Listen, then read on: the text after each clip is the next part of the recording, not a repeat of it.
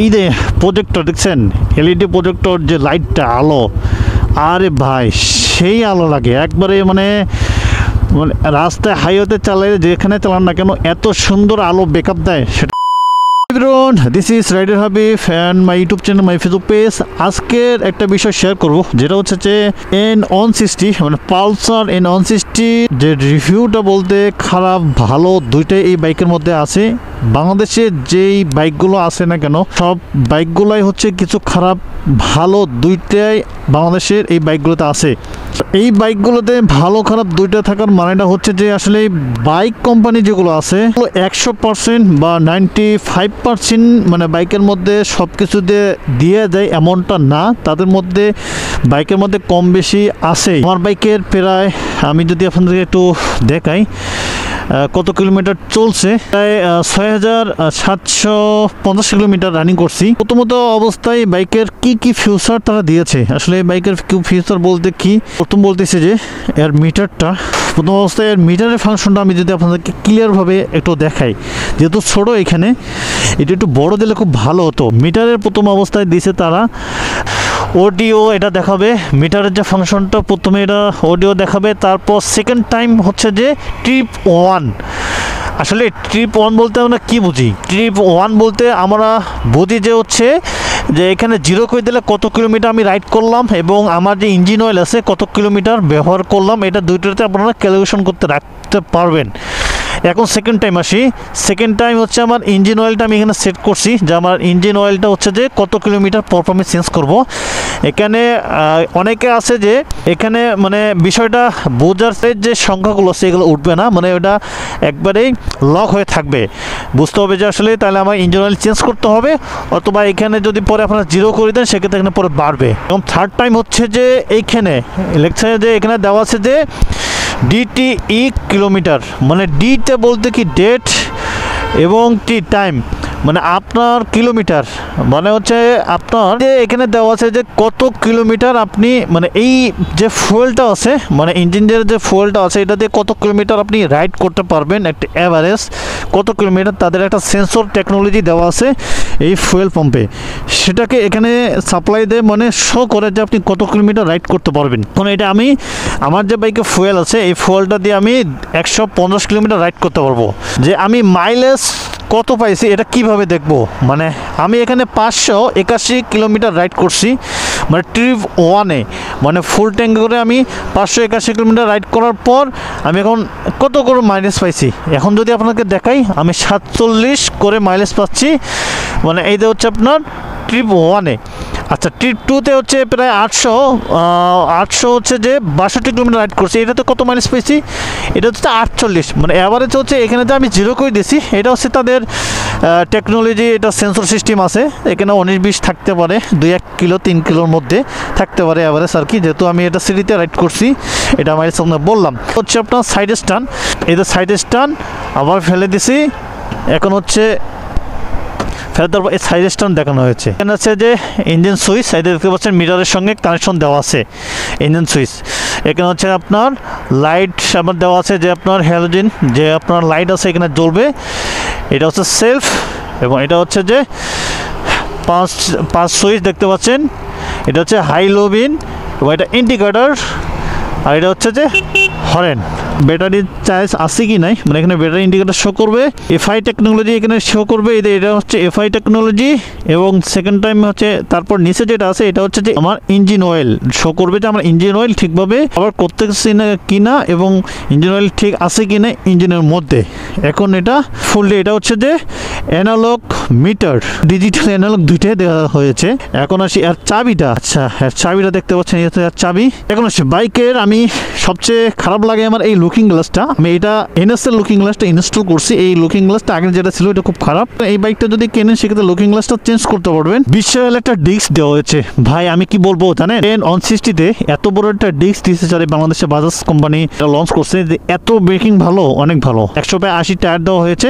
আর এই হচ্ছে রেডিয়েটর N160-তে এটা দেওয়া হয়েছে, ছোট আর কি চলার মতো। আর এটা যেহেতু BS6 ইঞ্জিন, আর এটা কিন্তু 1300 ml ইঞ্জিন অয়েল দিতে হয় এই বাইক বাইকে হচ্ছে 1500 ml ইঞ্জিন অয়েল দিতে হয়। আর এটার গ্রেড কিন্তু হচ্ছে আপনার 10W40 ইঞ্জিন অয়েল। সারিকাট এখানে দেওয়া হয় নাই। পিছনে যেটা টায়ার দেওয়া আছে এটা 130/70 টায়ার, মানে 130/70, 17 রিং, মানে 17 হচ্ছে রিং আপনার। এই যে ডিস্কটা দেওয়া আছে এটা হচ্ছে 230 mm হচ্ছে যে ডিস্ক দেওয়া আছে। ইন্ডিকেটর গুলো আমি চেঞ্জ করছি। এটার সিটটা যদি আমি আপনাকে দেখাই যে অনেক মোটামুটি কমফোর্ট আছে, মানে শক্ত বলতে কি চলতে আরাম লাগে, যে এমন না ব্যথা ধরে। কিন্তু এটা হচ্ছে যে যেটা মানে রাইডিং কমফোর্ট খুব ভালো। 795 mm হচ্ছে সিট হাইট।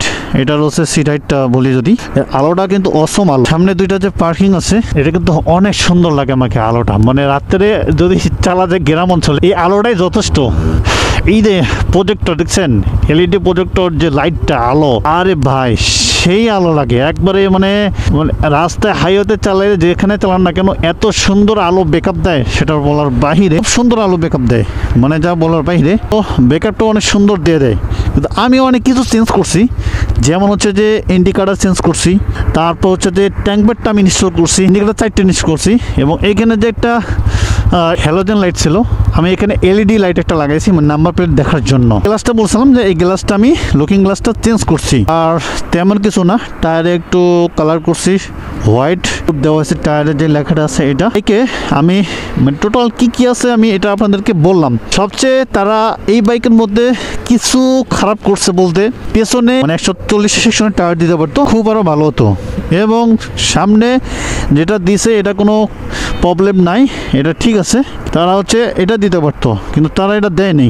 আচ্ছা এখন আসি বাইকটাতে আপনার হচ্ছে যে 4 ভালভের, মানে যেটা 2 ভালভের ইঞ্জিন দিছে বাইকটাতে। তারা এই বাইকটাতে হচ্ছে 4 ভালভের একটা ইঞ্জিন দিতে পারতো, 4 ভালভের ইঞ্জিন দিত। আর এই বাইকটাতে সবচেয়ে আমি মোস্ট মানে পাওয়ারফুল এটা মনে করবো যে বাইকটাতে অনেক পাওয়ার আছে, যদি 4 ভালভের একটা ইঞ্জিন দিত। 4 ভালভের ইঞ্জিন দেয় নেই, ঠিক আছে। তবুও বাইকের সাউন্ডটা অনেক স্মুথ এবং অনেক সুন্দর চলে, মানে যে ভাইব্রেশন নাই বলতেই কথা। সামথিং ভাইব্রেশন যখন 100+ হয়, ক্রস করা হয়, তখন তাছাড়া কোনো ভাইব্রেশন ফিল হয় না। অনেকে বলেছেন যে এই বাইকের হচ্ছে আপনার যে আপনার ট্যাঙ্কি জং ধরে।